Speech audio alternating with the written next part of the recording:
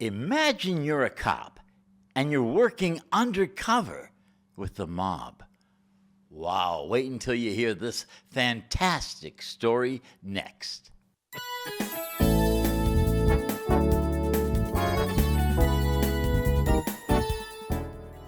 Let's meet retired Colonel Stephen O'Donnell, whose fascinating story is, this should be a movie. Welcome, Colonel. It's a pleasure to have you.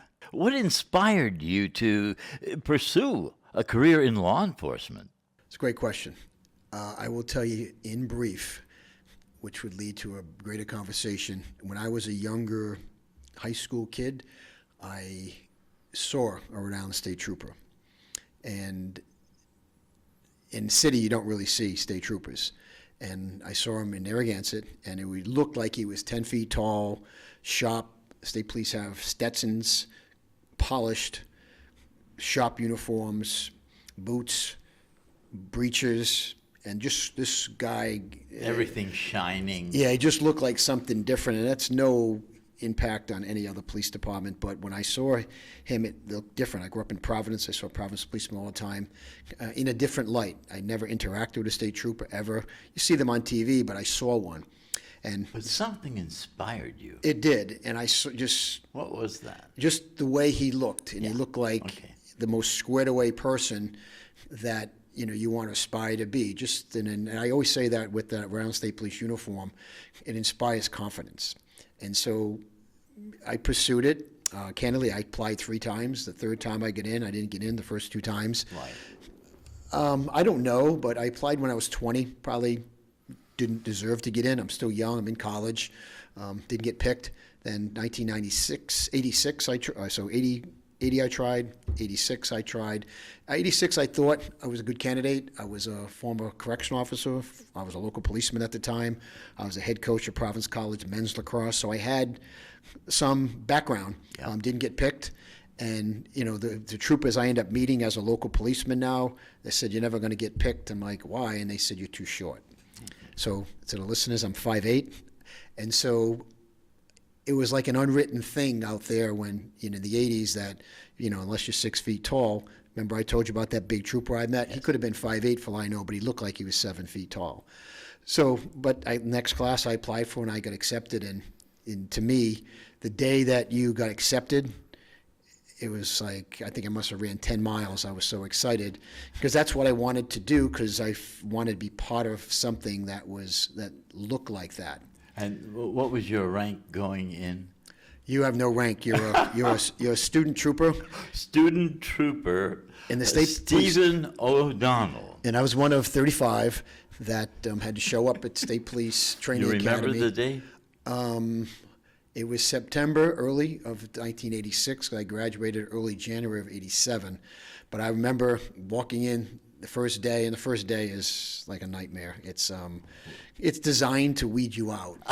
But to me, I went in incredible shape. I'm an athlete. Like my peers that went into, we were physically ready. What you need to be prepared for more than the physical, you got to be ready for physical, is the emotional piece, because it's different. Like what? Name one thing. Well, you want to weed people out that aren't ready for that business. So it's the teaching philosophy is it's really basic. Come on time to everything. Be squared away. Be highly polished. Your lock is clean.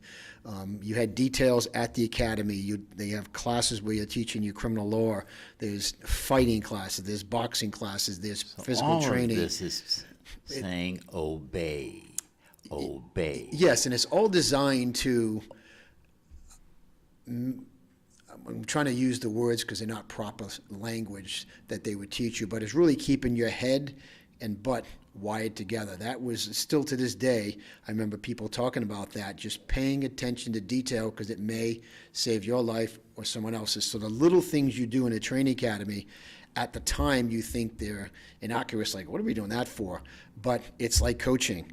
You do it for a reason, and then you remember those things. So the training academy of state police is almost 6 months, live in, Sunday night at 8 at night till Saturday, sometimes at 5. So you live there, you live with your peers, It's taxing on your body if you have a wife and children. I did not, but there were people there that had families that have to leave them to go to that training.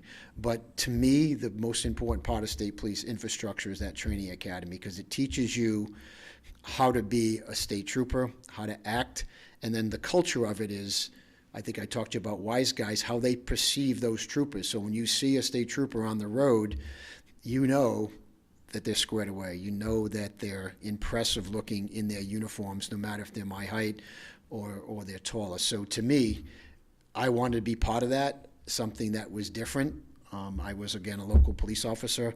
It sounds like the police and the mob respected one another. They do, and historically... Is it that way still today? You're I think not so. There now, but I think the mob's, much different than it was when I was on the line. what's it like today? Oh, it's broken up. Nobody really wants to aspire to be the boss. The bosses come out of Boston now. There's not the same amount of volume of made members from passings, people passing away, or who wants those positions, because when you aspire to ranking positions of a criminal organization that's sworn to be criminals, you got the attention of law enforcement. So you don't have the same people moving up. The world's changed, same in the recruiting police. You don't have the same amount of people that aspire to be police officers. So I think down deep, any criminal organization has, if they don't respect the police, they're making a big mistake. And they should. And on the same token, as an adversary, it's no different for me, like two sports teams. I'm playing against you. I don't like you, but I respect you, and I'm going to do everything I can to beat you. Same thing in law enforcement. You have to respect them, and vice versa. They should respect you back. And I think, historically, in policing, some will respect you, some won't. But down deep, the traditional organized crime people know, what law enforcement's about. Again, they don't like you, but they know that, that's your responsibility, and it's important that they know that. More of this amazing discussion in a minute. But first, please like, follow, and share The Phil Show now. Thank you so much. Let me thank the good folks at iGreen Landscape, your one-stop solution for your residential and commercial property management. Whether it's snowing or whether you're mowing, let Team iGreen handle your landscape and hardscape year-round. From spring cleanups to commercial snow management, I recommend the good folks at iGreen Landscape. Call for your complimentary consultation today. So while all of this is going on, Colonel Steve O'Donnell joins us, ladies and gentlemen. Where was your family? That's a good point. My family lived in the same place. They lived same life as me. The good news is that time I worked undercover was 6 years. I had 3 sons born during that time, so my wife was pretty busy raising 3 boys. And so my appearance and me being out all the time, and she knew what I was doing within reason, she knew the details, was helpful to her because she's focusing on raising kids. If we had no children, I think it probably would have been a bigger stressor. She knew what I did. She could see what I looked like. She sees me coming and going. She sees the undercover cars. Periodically, she'd see a news story about an undercover case that came down. So it wasn't one case for 6 years. One case might have been 1 year. One case might have been 1 month. So it was interesting time in our lives, but she was adamant about raising our kids. I was adamant about raising our kids. I didn't have any other vices, so if I was not home and working, I was on a lacrosse field 60 miles from Rhode Island playing. And that was my out. And what happens is in the undercover world, a lot of undercovers get tied up with women, money, drugs, alcohol. My vice was lacrosse. So I could go play box lacrosse, which is a very physical game, and just get the crap kicked out of me basically 2 or 3 nights a week. And that clear my head, come home, and that was my only vice. So lacrosse had become something that I played growing up and in high school. Rugby is better. Yeah, rugby's no helmets, so those people have all brain damage from it. So similar sport. I have a lot of friends that play rugby, but again, the lacrosse was great. So what was one of the biggest, scares of your life? Did a bullet almost take you out, or just hit the rim of your ear, or what was the scariest thing to happen to you? No, it's a great question. It's the question that gets asked me probably more than any other question. It's a legit question. So you have, it's called healthy fear. So I equate to undercover ops as same as sports. So athlete, former college coach. Before I became a state police trooper, I was a college lacrosse coach, and I was a competitor. So you prepare. So in the undercover world, you prepare. So you have to have that anxiety, that fear every time you go out, because you don't know. From Monday, I met with you as an undercover, and I'm meeting with you on Wednesday. I don't know what happened from Monday to Wednesday, unless you have really good sources telling you, but you don't. So you have to be a good reader, people. So that healthy fear is really important to have. If you lose it, you're not effective. And what I mean by that is you gotta go understanding there's a danger all the time, and you can't you can never underestimate who you're meeting. You have to be very focused on when you're going to meet, where you're meeting. You have surveillance teams. You know, I wear a wire so people can hear what's happening, but you got to be very astute for the first 30 seconds meeting with another suspect that you're working, because their demeanor may tell you something's up here. And there's been cases that are successful. There's been cases that weren't successful that, for whatever reason, they didn't work out. But the fear piece is super important. And when you start to lose that. Do you have it? And I, as an undercover, had it every time I went out on purpose, but it wasn't a fear that crippled you. No. Why? Why? What do you mean? Well, here's why. And when you know anything about traditional organized crime, it's hard to say this because it's kind of oxymoron. They're honorable people. And what I mean by that, they're not honorable people, but they're honorable people. They have a word called respect. And everything they do is not respectful. But in their world, respect matters. So the way they're treated, not all of them, but 99% of the wise guys that I dealt with my entire undercover career, but my career moving up in the state police and even as the superintendent, is they don't like you, but they respect you because you're honest. You told the truth. All those people that got caught up in undercover stings and operations, you did it the right way. It's on tape, it's on video. They might not be happy about it, but in their world, you got them clean. And they believe it or not, the most of them that I've met believe in that. So you always have a healthy fear of everything. Is it about equality or power? Oh, it's all quality. If you don't do it right, they know that. So they know the dividing line is they do it this way. Like if you talk to a Joey Tillinghast or Louis Minacchio, all these mob figures, they'll say, it's your job to catch us. And you might catch us 1 out of 20, but that's your job. And as long as you as the cop understand it's your job and we have rules, play by the rules. And if you don't, then you know better than them. That's how they look at it. Like, look, if I get caught and I get 5 years, 10 years, they might not be happy, but you did it the right way. If you're breaking the rules. What are some of the rules, if you had broken, that they would pick up on? Well, just constitutional rules, like the rules of engagement, where you have to tell the truth. If something happened, it happened. If it didn't happen, it didn't happen. There's lines you can't cross, that you just can't do something that's criminal. The undercover piece, they know that you tricked them, but they understand that's your job. And as long as it's done fairly, but if you lie or you cheat, and obviously not telling the truth, those are big, big things in their world. It's kind of weird because they lie and cheat every day, but in that respect world, I believe they want cops to be honorable. And honestly, a lot of times, like Jerry Tillinghast is a good example, he went to prison for murder. It's not the only murder that we believe he committed, but that's the one he got caught for. So he also knows the rules, and you have to establish those rules. And if you can't prove it by the rules that we're given, and those are constitutional and they're laws, then sometimes they don't get charged with crime. So that's just the reality. More of this amazing discussion in a minute, but first, please like, follow, and share The Phil Show now. If you're ready to finally make your biggest dreams a reality, let my friend Jared Methia at Milestone Mortgage Solutions get you your next mortgage or your next home loan. Jared is a trusted local loan officer who works with some of the most reputable companies. Jared reminds me if you're a first-time home buyer or maybe you're looking to refinance. He says, go to him. And I, too, recommend Jared Methia, providing you with a stress-free experience. Call Jared today for a competitive rate, for quick approvals, and for one-of-a-kind personalized service. That's Jared Methia at Milestone Mortgage Solutions.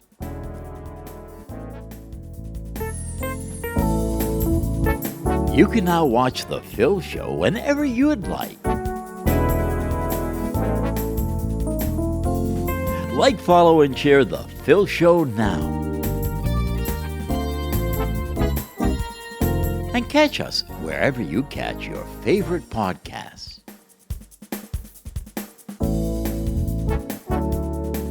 Like, follow, and please share The Phil Show now with a friend. The Phil Show now. We have to imagine better nowadays. So take this as, let's say, a novel or a movie scene that the great police officer somehow, he defected. Yeah, it happens. And the undercover world is a dicey world. I think I told you a lot of them fail ethically because of alcohol, women, drugs, whatever it may be. So they know those things. And honestly, if they knew those things existed with me, they'd get exploited by their attorneys. So what happens is cases go away. You've seen it. I mean, we've talked about Whitey Bulger, what's happened with them, and the corruption that stemmed from that. So it's a dicey world. You got to be really, really careful because you have to use criminals to target criminals. And it's just how far you can go. But my point is there's rules. Those rules are promulgated through attorney general's offices, through U.S. attorney's offices. I would tell you I've been blessed to work with the best prosecutors who reel you in, say, no, you can't. I'll give you an example. I was in a courthouse with a briefcase in a suit at a trial or court hearing I had to be at. And I looked clean cut, but I was still undercover. And I had a criminal ask me, just got out of court. He said, are you a lawyer? And I said, I am. And we started talking, and I gave him a phone number to call me. And then I went back to a U.S. attorney, friend of mine, and said, look, I got this guy. He thinks I'm a lawyer. I know where I'm going to go with this because I'm going to use him to get to where I have to go. He said, whoa. You can't be an undercover and a lawyer. You can't be a priest. You can't be a journalist. You can't be a lawyer. Now, I didn't know that. It'd be a crime because I think it's a misdemeanor to say to operate as a lawyer when you're not a lawyer. So or hear a confession. Oh, a priest. But my point is it's important to communicate with someone who's that knows the law better than you. I get your point clearly. And they can help you type affidavits properly, type search warrants. And so I'm always indebted to those prosecutors that I dealt with that can help you manufacture how far you, because there's a line that you can't cross. Like if you're an undercover, like you're around criminals. So what do you do when they commit a crime in front of you? You don't act. Now, as a sworn police officer, your duties say if you see a crime, you're supposed to enforce it. But as an undercover, it makes no sense to do that. So how do you live with your family? Well, it was, to me, I wouldn't say it was easy. You'd probably have to ask my wife that question, but it's... What would she say? Well, she'd probably say she supported me. And this was not a planned event. Like, remember, I'm a correctional officer, local police officer, state trooper, clean cut. That's how she knew me. Now I become this operative on the street, looks differently. Our friends, our peers, our neighbors know I'm a state trooper, but they're looking at her like, what? Or we'd be in places where people don't know what I do for a living and they judge you because of the way I looked. And it didn't fit. 3 young boys with this lovely woman and me. So part of my legend was I was divorced and I have 3 kids. So if I was ever out somewhere and someone saw me with my wife, visiting. Yeah, that would get around to other people that it's not a big deal. So, and you got to stick to what you know too. So it's important that as an undercover, I don't want to tell someone I'm a rocket scientist if I can't talk rocket science. So I stuck to Steve Foley, the painter, because in high school and college and post-college, when I was a local police officer, I painted. I painted a painting company. So I understood the painting business. So if you asked me about, I did a car sting operation, and criminals would ask me about carburetors. I don't know anything about carburetors. I know how to buy a stolen car. So, but if I tried to, here's a good example. When I met a guy named John Wimette. John Wimette is from the Wilmette family, gangster, well written about in Rhode Island. He was involved in a thing called the Bonded Vault in Rhode Island. So I'm meeting with John at a bar, and after our third or fourth meeting, he said, "So where you from?" I said, "Milford, Connecticut." And he started talking about Milford, Connecticut. Now, if I didn't know Milford, Connecticut, he could have mentioned where Highlight was or things that I might tell him. And I went to college and I lived in Milford, so I knew Milford. So the point is, if I said I was from Hartford and he happened to know Hartford and he asked me questions and I didn't answer him properly, it may just kill the case. Like he might just ignore me from there on in, or I could get hurt. More of this amazing discussion in a minute. But first, please like, follow, and share The Phil Show now. Thank you so much. Carefree Homes is an award-winning home improvement company. It's been family-owned and operated since 1978.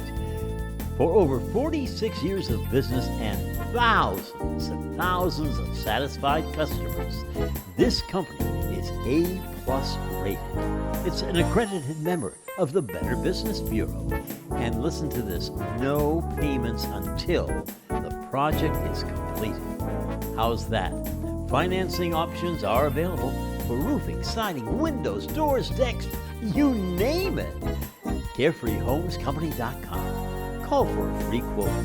508-997-1111. CarefreeHomesCompany.com. Anything about your esteemed past that is an important part of this story that I didn't ask? Well, you touched on it. The most important part is my wife and children. So I have 3 sons that have grown up in this environment, and honestly, watching them grow up, they're all young men. One's a state trooper in Rhode Island, one's a federal agent, and one's a lacrosse professional. And they had to live with me, and I happen to have life knowledge that a lot of people don't possess from the life I led, as an undercover. The infrastructure of how the world really works, I learned from prison and I learned from undercover. Then as I aspired through ranks, my kids had to live differently than most kids. They had to be careful who they dated, because sometimes it might be one of these guys' daughters. So we'd scrub. They really didn't know that. I had to be careful who they were around, because there's a lot of mainstream people that are organized criminal people. They might not be criminals on paper, but they're connected to them that I might not want my kids around. But how do I do that without alienating my kids? A good example is one of my neighbors. We arrested one of my neighbors, totally unrelated to mafia stuff, but my son was friends with the kid's father. And he didn't understand how he couldn't hang around there, because he's a nice guy to talk to, but he's a fence. He's selling, people breaking into homes and selling him your goods. So that's not somebody I want my son around. So it created conflict for my kids, and they had to come home earlier than most kids. Mm-hmm. And because I understood the perils of what's out there at nighttime, drunk driving and things that I saw my whole career. So yeah, that's a takeaway. Were you still gone a lot of the time when they were growing up? No, when I worked undercover, yeah, quite a bit, because I had to get up and go. But as I moved in the ranks, you work weird hours sometimes, but I made it a point when I didn't work undercover, I'm around them. And a good example is I started coaching my son in high school, my oldest son, and I was pretty adamant my entire career as I moved up the ranks to stay coaching. And when I actually banged heads with my boss, the superintendent of state police, when I was the number 2 person, he didn't want me to coach. I'm like, if I don't coach, I'm retiring. I'm going to coach my kids because I missed part of their life when, I was home, but I wasn't at their school plays. I wasn't at a function, or I'd watch their soccer game by myself because I didn't want to sit with my wife, because I didn't want her associated with me connecting the two. Because if someone says that's Holly O'Donnell, but I'm actually Steve Foley, if you follow me. Yeah, yes. So, and then when I worked for different governors, I made it a point that if I'm going to stay as your colonel, I'm coaching at LaSalle, and every 2 governors, no problem. It was Governor Raimondo, who actually works for President Biden's administration. She loved it. Governor Chafee. They understood the value of a state police superintendent doing something. Plus, I'm cultivating 15-year-old to 18-year-old kids to be good young men. Yes. So even I was a presidential appointment for President Obama as the U.S. Marshal, and I had to get permission to coach as long as I wasn't getting paid. So I just waived the $2,000 they pay you to say coaching. So I used the lacrosse thing to kind of close as the most important thing in my life besides my wife and kids, because it kept me grounded. It kept me around different people, moms and dads and kids that saw the world totally differently than me. And I think that's important. You're a point of light. Yeah, that's a good point. How do you want to be remembered? I don't. Really just as a good father and a good husband. That's it. That I have, as I told you. No. How do you want to be remembered? No, I would stick with that. Like, I wouldn't say I don't care about my past, but the most important piece, I think, in a man's life is their wife and their children. And then now my children, 2 or 3 married, 1 is getting married. I have grandchildren. I have another grandchild on the way. That's what you're will a define great dad and grandfather and great-grandfather. But that's not the only part of your contribution here.